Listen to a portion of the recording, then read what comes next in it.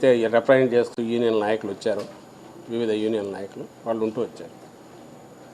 ఇప్పటి వరకు జరిగిన చర్చల సారాంశం, ఆ తర్వాత ఈరోజు జరిగిన ఇది మీకు మీ ద్వారా ప్రజలకు, రాష్ట్రంలోని ప్రజలకు, అలాగే అంగన్వాడీ సిబ్బంది కూడా తెలియదలుచుకున్నాం. ఇప్పుడున్న పొజిషన్ కూడా ఎక్స్ప్లెయిన్ చేస్తాను. మీరు గమనిస్తే గతంలో వాళ్ళ డిమాండ్స్లో మేజర్ అన్నీ రిజాల్వ్ అయ్యాయి. అందులో కొన్ని సర్వీస్ రిలేటెడ్ టీఏడీలు కూడా ఉన్నాయి. ఇవి కాక కొంతవరకు ఈరోజు మళ్ళీ మార్పు చేసినవి. ఇంతకుముందు చర్చల్లో ఉన్నప్పుడు ఎండ్ ఆఫ్ సర్వీస్ బెనిఫిట్, అంటే రిటైర్మెంట్ టైంలో ఇచ్చే బెనిఫిట్కి సంబంధించి ముందు ఇంతవరకు 50,000 అంగన్వాడీ వర్కర్కి ఉండేది, హెల్పర్కి 20,000 ఉండేది. సుప్రీంకోర్టు దీని ప్రకారం గ్రాట్యుటీ ఇవ్వాలని వచ్చిందంటే దాని ప్రకారం సెంటర్కు లెటర్ రాసి గైడ్లైన్స్ తెప్పించి అవి వచ్చిన తర్వాత యూనిఫామ్గా అక్కడ నుంచి ఎట్లా వస్తుంది దాని ప్రకారం అమలు చేద్దాం. ఈలోగా కొంత పెంచుదాం, దాన్ని పెంపుదల చేద్దామనే ఉద్దేశంతో గతంలో అంతకుముందు జరిగిన చర్చల్లో 50,000 రూపాయలు, అంటే అంగన్వాడీ వర్కర్కు ఉన్న 50,000 రిటైర్మెంట్ బెనిఫిట్ను ₹1,00,000 అలాగే హెల్పర్కు రిటైర్మెంట్ టైంలో ఇచ్చి 20,000 40,000కు పెంచుతాం. ఆ రోజు ముందు ఒప్పుకున్నాం ప్రభుత్వం వైపు నుంచి. దాన్ని ఇప్పుడు ఈరోజు జరిగిన దాంట్లో ఇంకొంత పెంచాలని రిక్వెస్ట్ చేస్తే అంగన్వాడీ వర్కర్ను ముందు అంటే 50,000 నుంచి 1,20,000కు, అలాగే హెల్పర్కి సంబంధించి 20,000 నుంచి 50,000కు పెంచాలని అనుకున్నాం, హామీ ఇచ్చాం. ఆ మేరకు పెంచుతామని. ఫ్యూనరల్ ఛార్జెస్ అంటే ఎవరైనా సర్వీస్లో ఉండి ఇది అయిపోతే ఇంతవరకు లేదు ఈ సర్వీస్లో, అది రిక్వెస్ట్ చేస్తే నార్మల్గా అది 15,000 ఉంది గైడ్లైన్స్ ప్రకారం. సరే, ఇప్పుడు గవర్నమెంట్ ఎంప్లాయీస్ 25,000 ఉంది, రీజనబుల్గా పెట్టమంటే 20,000 దానికి ఫిక్స్ చేశాం. అదొకటి ఒప్పుకున్నాం. ఇంకా మెయిన్ ఆనరోరియంకి సంబంధించినంతవరకు 2019 జూలైలో మా ప్రభుత్వం రాగానే ముఖ్యమంత్రి జగన్మోహన్ రెడ్డి గారు అంతకుముందు తను ఇచ్చిన హామీ ప్రకారము రాగానే వచ్చిన నెల రోజులకే మే 30 అంటే జూన్లో వచ్చాము, జూలైలోనే ₹1,000 పెంచి 10,500 ఉన్నదాన్ని 11,500 చేశారు. అలాగే హెల్పర్కి సంబంధించి 6,000 ఉన్నది 7,000 చేశారు. అంతకుముందు హిస్టరీ చూసుకుంటే గత ప్రభుత్వం కేవలం అంతకుముందు 6 నెలల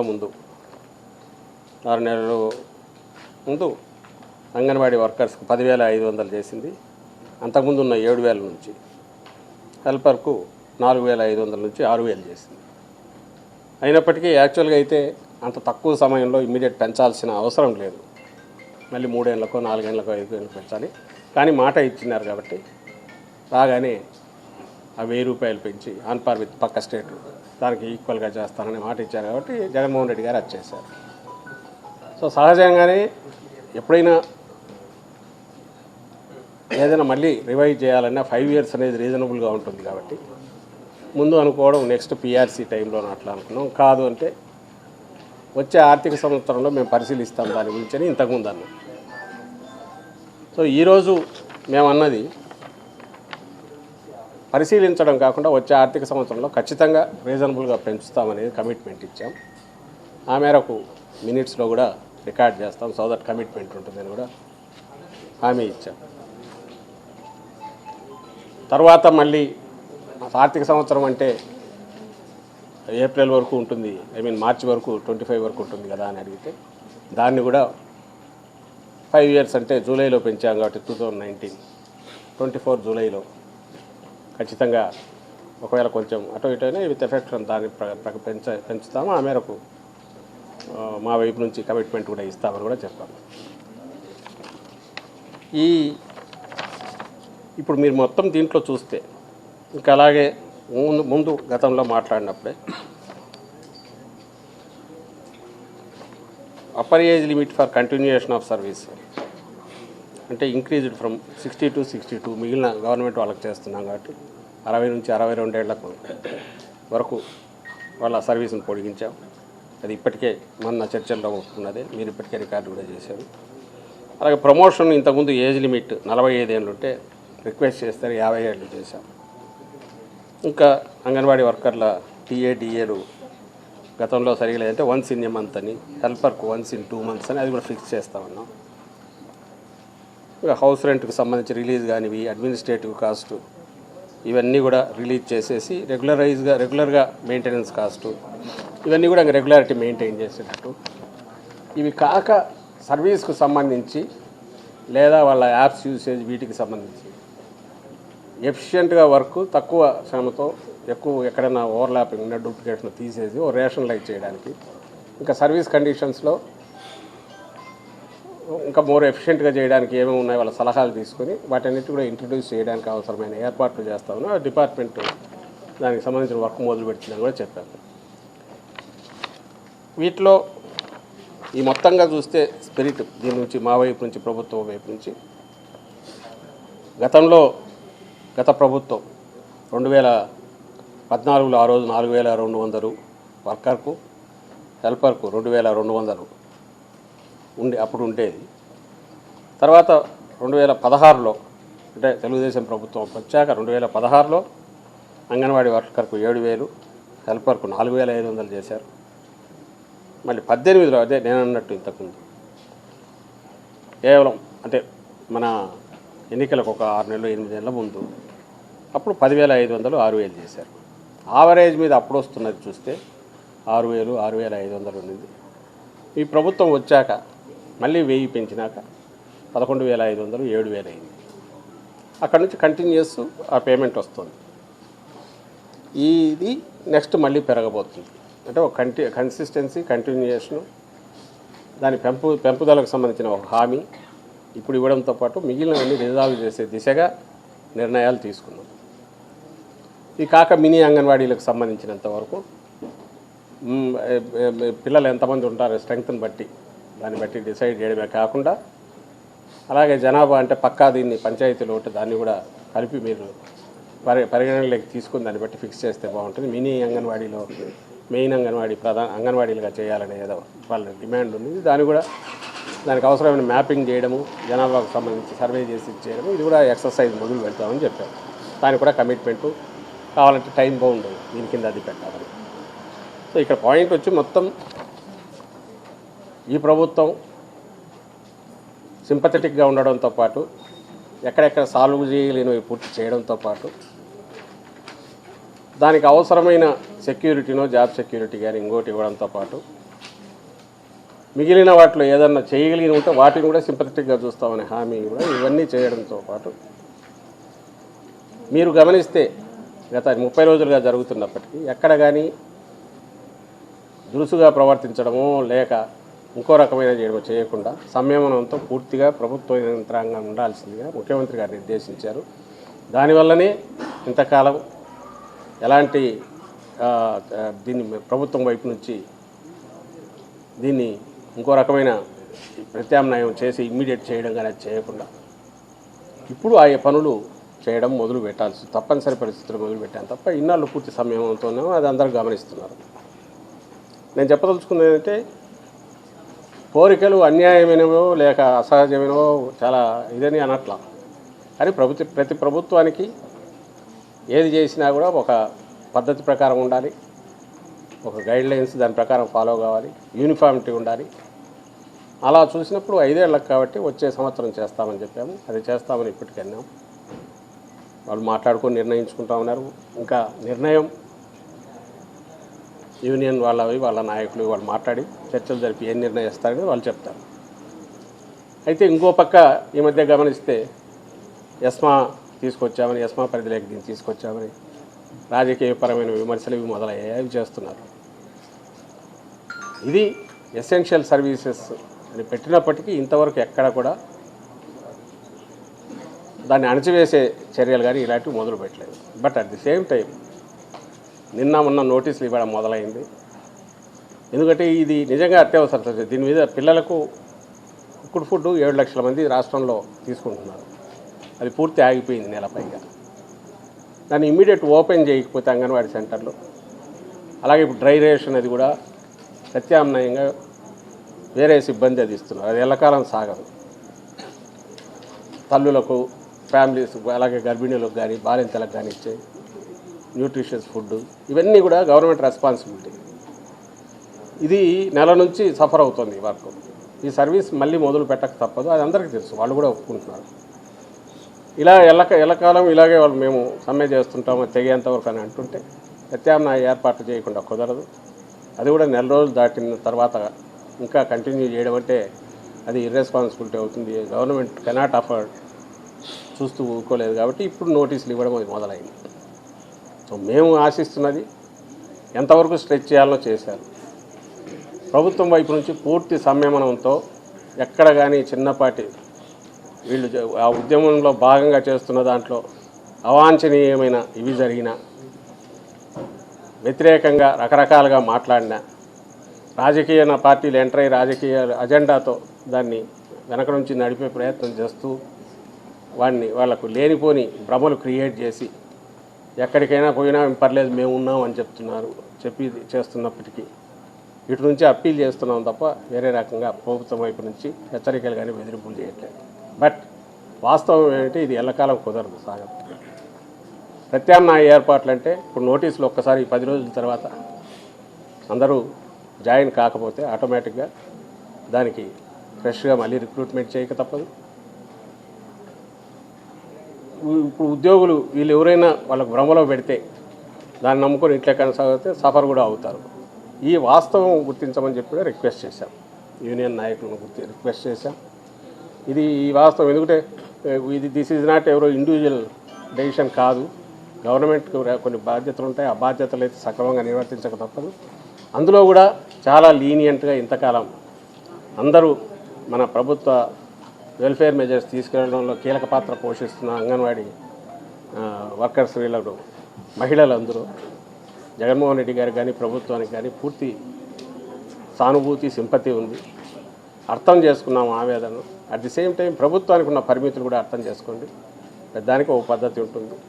ఖచ్చితంగా వచ్చే ఆర్థిక సంవత్సరం అన్నది విత్ మంత్తో సహా ఇప్పుడు చెప్తున్నాం, మినిట్స్లో కూడా రికార్డ్ చేస్తామన్నాం కాబట్టి మిగిలినవన్నీ సానుకూలంగా పరిష్కారం అయ్యాయి కాబట్టి సమ్మె విరమించమని విజ్ఞప్తి చేశాం. ఇప్పుడు మీకు కూడా మీ ద్వారా కూడా మీడియా ద్వారా కూడా నేరుగా రాష్ట్రంలో ఉన్న దాదాపు 1,00,000 మంది ఏదైనా అంగన్వాడీ వర్కర్స్ కానీ హెల్పర్స్ కానీ వాళ్లకు రిక్వెస్ట్ చేస్తున్నాం, ఇంకా దీన్ని తెగేంత వరకు లాగొద్దు. ఎందుకంటే ఇప్పుడు ఆల్రెడీ పొలిటికల్ పార్టీ సెంటర్ అయ్యి పొలిటికల్ అజెండా ఉంది. దీంట్లో నష్టపోయేది వాళ్ళు కాదు, మీరు నష్టపోతారు. రాజకీయంగా మీరు ఏదో చేయాలనుకొని ఎన్నికలు వస్తున్నాయి కదా అంటే అది కరెక్ట్ కూడా కాదు. జస్ట్ ఇంతమంది ఉన్నాం కాబట్టి, నంబర్స్ ఉన్నాం కాబట్టి ఏదో చేయగలం అనుకోవడం కూడా. ప్రభుత్వం పూర్తిగా సింపథెటిక్గా ఉంది. ఖచ్చితంగా ఇంతకుముందు నేను అన్నట్టు అలాగే ఇక్కడికి వచ్చిన యూనియన్ ప్రతినిధులకు హామీ ఇచ్చినట్టు 24 జూలైలో విత్ ఎఫెక్ట్ ఫ్రమ్ కొంత అటో ఇటో అయినా పెంపుదల ఉంటుంది, అది రీజనబుల్గా ఉంటుంది. అందువల్ల దయచేసి ఇందులో ఎవరైనా పట్టుదలకు పోయినా డైరెక్ట్గా అంగన్వాడీ వర్కర్స్కి అప్పీల్ చేస్తున్నాం. ఇది జగన్మోహన్ రెడ్డి గారి ప్రభుత్వం, పూర్తిగా పేదల పక్షపాతం తీసుకునే ప్రభుత్వం వహిస్తున్న ప్రభుత్వం, ఉద్యోగుల పట్ల సింపతి ఉన్న ప్రభుత్వం, మీ పట్ల మరింత ఆదరణ కలిగిన ప్రభుత్వం. అట్ ది సేమ్ టైం ప్రభుత్వంలో భాగంగా మీరు పారితోషికం మీరు చేస్తున్న ప్రభుత్వ కార్యక్రమాల్లో పార్టిసిపేట్ చేస్తూ బాధ్యత వహిస్తున్నందువల్ల మన బాధ్యత కూడా సక్రమంగా నిర్వర్తించకపోతే సమాజానికి చేయాల్సిన సర్వీసెస్ కూడా అందవు. కాబట్టి దయచేసి అర్థం చేసుకుని ఇమ్మీడియట్గా సమ్మె విరమించుకొని విధుల్లో చేరాల్సిందిగా యూనియన్లకు, యూనియన్ ప్రతినిధులకు, అలాగే కింద నేరుగా అంగన్వాడీ వర్కర్స్ కానీ హెల్పర్స్ కానీ అందరికీ విజ్ఞప్తి చేస్తున్నాం. ఏమండి ప్రధానమైన డిమాండే వేతనం పెంచమని కదా, అది నెరవేర్చకుండా విధుల్లో చేరమని సమ్మె చేయగానే డిమాండ్ నెరవేర్చితే ఇంకా అందరూ సమ్మెనే చేస్తారు. సమ్మె లేకపోతే సమ్మె చేస్తే డిమాండ్ నెరవేరడం అంటే ఏదేదైతే పరిష్కారం సాధ్యం. ఇది ఫ్యాక్టరీ కాదు, వ్యక్తిగతమైన పని కాదు, ఇది ప్రభుత్వానికి సంబంధించింది. ప్రభుత్వానికి బాధ్యతలు ఎంతవరకు స్ట్రెచ్ చేయగలరో అంతవరకు చేస్తారు. అందులో ఇన్ని డిమాండ్లు ఉన్నాక కొన్ని సాల్వ్ అవుతాయి, కొన్ని చోట్ల పట్టు విడుపులు అవసరం. నెక్స్ట్ మళ్ళీ ఇదైనప్పుడు మళ్ళీ చేస్తుంటారు. ఇది ఒక కంటిన్యూటీ ఉంటుంది తప్ప కేవలం సమ్మె చేస్తే ఆ డిమాండ్ నెరవేరకపోతే సమ్మె కంటిన్యూ చేస్తామంటే సమ్మెకి జరుగుతుండొచ్చు, కానీ ప్రత్యామ్నాయ ఏర్పాట్లు అయితే జరగక తప్పదుగా, అవి జరుగుతాయి. అది ఎవరికి మంచిది కాదు, వాంఛనీయం కూడా కాదు. అదే అర్థం చేసుకోవాలి. ఎవరన్నారు? ఇలా రాలే కదా, వచ్చి చెప్తారు కదా. ఆఫ్ రికార్డ్ చెప్తే నువ్వు ఆఫ్ రికార్డ్ అంటే మళ్ళీ చెప్తున్నాం మేము. సారీ, అది ఒక అవకాశం ఉంటే అసలు ఇంతవరకు ఆ రోజుకు ఈ రోజుకు మీరు గమనిస్తే ప్రభుత్వం వైపు నుంచి మేము పార్టిసిపేట్ చేసిన రోజు నుంచి ఇది మూడోసారి కూర్చున్నాం. మా వైపు నుంచి ప్రోగ్రెస్ ఉంది. అంటే ముందు చూద్దాం అన్న వాళ్ళం, తర్వాత కాదు మరీ ఇదిగా అడుగుతున్నారని కమిట్మెంట్తో వస్తున్నాం. అటువైపు నుంచి ఒకటే దీని మీద ఉన్నారు, అది గమనించాలి. రెండవది, ఇన్ని పెట్టిన తర్వాత ఇవన్నీ రిజాల్వ్ అయ్యి ఒక్క దీని దగ్గరే ఉండి అదే సాల్వ్ చేయకపోతే ఏదంటే దాని మీద చర్చకే ఉంది. వాళ్ళ పొజిషన్ వాళ్ళు తీసుకుంటే ఇప్పుడు వచ్చి అంగీకరిస్తే మంచిది, నిజంగా చాలా మంచి నిర్ణయం. వాట్ ఎవర్ ఇంతవరకు జరిగింది దాన్ని పక్కకు తోసేసి ఒకవేళ సమ్మకాలని ఏం చేయాలా చేసుకుంటే అవి కూడా సానుకూలంగా చూసే అవకాశం ఉంటుంది. ఇవన్నీ జరిగితే అలా కాకుండా దాని మీద మా పొజిషన్ మాదంటే ఏదో మేము రాజకీయం కోసం కొన్నాళ్ళు వీళ్ళు అడగని ఆ తర్వాత ఇస్తాము ఏదో ఇచ్చేసుకుందామనే ఉద్దేశంలో అయితే ఈ ప్రభుత్వం ఎప్పుడు లేదు. కాబట్టి స్టాండ్ ఇంత క్లియర్గా ఉన్నప్పుడు ఇంకా దీనికంటే స్ట్రెచ్ చేయగలిగింది కనిపించట్లా. కాదు, ఒక పద్ధతి ఉండాలి కదా దేనికైనా. 5 years రీజనబుల్ టైం. జూలై 2019లో పెంచాము. అసలు ఆ రోజు అవసరం లేదు, ఎందుకంటే అంతకుముందే గత గవర్నమెంట్ పెంచింది, ఎన్నికల ముందు పెంచింది. ఎందుకు పెంచారు జగన్మోహన్ రెడ్డి గారు రాగానే అంటే తను హామీ ఇచ్చినారు కాబట్టి, పక్క స్టేట్లో ఉన్నదానికి ఈక్వల్ చేస్తా అన్నారు కాబట్టి హామీ ఇచ్చారు కాబట్టి పెంచారు. అది పర్సనల్ కమిట్మెంట్ ఫుల్ఫిల్ చేశారు. సహజంగానే అక్కడ నుంచి 5 years అనేది రీజనబుల్ టైం. అక్కడ నుంచి ఎవ్రీ 5 yearsకి ఒకసారి ఇది చేయొచ్చు. ఇప్పట్లా కాకుండా కొంచెం రీజనబుల్ ఇది పెట్టుకుంటూ పెంచవచ్చు. ఏదైనా వితిన్ ది లిమిటేషన్స్ చేయగలిగినవన్నీ చేస్తూ వస్తాము. పద్ధతి ప్రకారం చేద్దాం, అక్కడ నుంచి రెగ్యులారిటీ మెయింటైన్ అయితే బాగుంటుందనే ఉద్దేశం, అదే చెప్పాను. అండ్ ఇంకొక విషయం, ఇవన్నీ కూడా ఏదైనా ఒప్పుకున్నా వీళ్ళు సమ్మె విరమిస్తే ఇవన్నీ అప్లై అవుతాయి, మినిట్స్ తయారవుతాయి. లేకపోతే ఇక అవన్నీ ఇది కానట్టు. ఎందుకు డిమాండ్లన్నీ ఇచ్చిన తర్వాత, డిమాండ్ల మీద చర్చ జరిగిన తర్వాత వాటన్నిటిలో ఏమేమి ఒప్పుకున్నాక వీటన్నిటికి కలిసి కామన్ ఇదే రిలీజ్ అవుతుంది, సబ్జెక్ట్ టు ది కండిషన్ సమ్మె విరమిస్తే.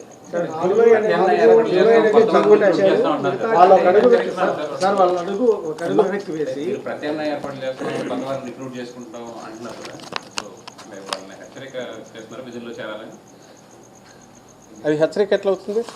అది వాస్తవం జరగాలి. ఇప్పుడు నెల పైన అయింది, ఫిగర్స్ అడిగితే 7 లక్షల పైన పిల్లలు ఉన్నారన్నారు.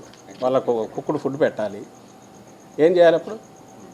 మీరు చెప్పండి, పోనీ ఏం చేయాలి? అంటే ఎన్ని రోజులు ఉన్నా ఆ తర్వాత ఎప్పుడు ఉంటే అప్పుడు చూద్దామని, అంతవరకు సర్వీస్ స్టాప్ చేద్దామా? మేము మీడియాని అడుగుతున్నాం, మిమ్మల్ని అడుగుతున్నాం. ఏం చేయాలి అంటే ఏం చేయాలి? అదే అంటున్నా, ఇదే మా జోబులోది అయితే ఏమి ఇవ్వచ్చు కదా కొంచెం అనుకోవచ్చు. ప్రభుత్వం అన్నాక ఏదో పద్ధతి ఉండాలిగా, దానికి అటువైపు నుంచి ఎట్లే ఉండాలి, ఇటు అట్లే ఉండాలి. ఏది చేయగలము, స్ట్రెచ్ చేయగలము అంతా ఇచ్చేస్తాం. దాని తర్వాత కానప్పుడు అర్థం చేసుకోమని చెప్తాం. ఇప్పుడు కూడా అర్థం చేసుకోమని చెప్తున్నాం. అయితే సిచ్యువేషన్ ఎందుకు చెప్తున్నామంటే మీరే అడుగుతున్నారు కాబట్టి, నోటీసులు ఇచ్చారు కదా అంటారు, అది బెదిరించడానికే అంటారు. కానీ సిస్టమ్ అయితే నడవాలిగా, నడవడానికి ఒక ప్రాసెస్ అయితే ఇనిషియేట్ చేయాలిగా. అందులో భాగంగా చేసింది. ఇందులో ఎవరిని బెదిరించడానికి చిన్నపిల్లలు కాదు, అందరికీ తెలుసు, పెద్దవాళ్ళే. బెదిరించడానికి ఎంత పెంచుతారో చెప్పండి చాలని కూడా అంటున్నారు కదా సార్. ఎంత పెంచుతారనేది చెప్తున్నాం కదా. అప్పుడు చేస్తాము. ఇప్పుడు పెంచడం అనేది ఇప్పుడు ఎందుకు చెప్పాలి? ఎప్పుడైతే పెంచుతారో వాళ్ళకి చెప్పుకోవడానికి అన్నట్లు. అసలు ఏంటి ఇదేమన్నా ఇది కాదు కదా, రెస్పాన్సిబిలిటీ ఇదిగా వాళ్ళు చేయగలిగింది చేసినాక మనం చేయగలిగింది చెప్పాము. ఈ ప్రభుత్వం వైపు నుంచి జూలైలో ఇప్పుడు నుంచి చేస్తామన్నాం, చెప్పగలిగింది చెప్పాము. ఆ రోజు చూస్తాం, రీజనబుల్గా పెంచుతాం. ఒకవేళ ఏ కారణాల వల్ల ఒకవేళ అబద్ధం ఆడినామే అనుకుంటే కమిట్మెంట్ ఇస్తున్నాం, ఒకవేళ దాన్ని మాట తప్పారనుకుంటే ఆప్షన్ ఎప్పుడు ఉంటుందిగా. ఇంతమంది పిల్లలను, తల్లులను వీళ్ళని ఇబ్బంది పెట్టారు, లక్షల ఫ్యామిలీస్ వాటికి సంబంధించి. ఆ రోజు చేయకపోతే ఆ రోజు ఆప్షన్ ఎలాగుంటుంది కదా.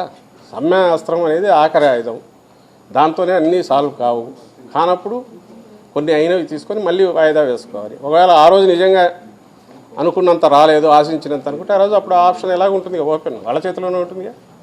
అంతవరకు ఇంతమందిని సఫర్ చేయాల్సిన అవసరం లేదు కదా. అయిపోయింది, సుమారు ఇచ్చేసినట్టు. లీగల్గా ఏదో 10 days ఉండటం, నోటీస్ వచ్చిన 10 daysలోగా వాళ్ళు జాయిన్ కావాలనేది ఉంటుంది. మంచిది, థ్యాంక్ యూ. లక్ష మంది రిక్రూట్ చేస్తారు కొత్తగా. అయ్యో అట్లా కోరుకోవట్లా, అందరూ రావాలి, వాళ్ళ వాళ్ళ ఉద్యోగాలు చేసుకోవాలి. ఇప్పుడు హామీలు ఏదైతే వాళ్ళు సాధించుకున్నారో, నిజంగా వాళ్ళు చేసినందుకు చాలా సాధించుకున్నారు. సో ఆ సాధించుకున్నందువల్ల సంతోషంగా విధుల్లో చేరాలి, సంతోషంగా సంక్రాంతి జరుపుకోవాలి. మళ్ళీ వచ్చే జూలై కోసం వెయిట్ చేసి ఆ రోజు పెరిగిన శాలరీస్ కూడా తీసుకోవాలని మేము కోరుకుంటున్నాం. ఇందులో ఒక్కరు కూడా ఇబ్బంది పడకూడదు. ఇప్పటికే 30 రోజులు రోడ్ల మీద ఉండి సమ్మెకు దిగి ఇబ్బందులు పడినారు. ఇప్పుడు వద్దనేది విజ్ఞప్తి చేస్తున్నాం.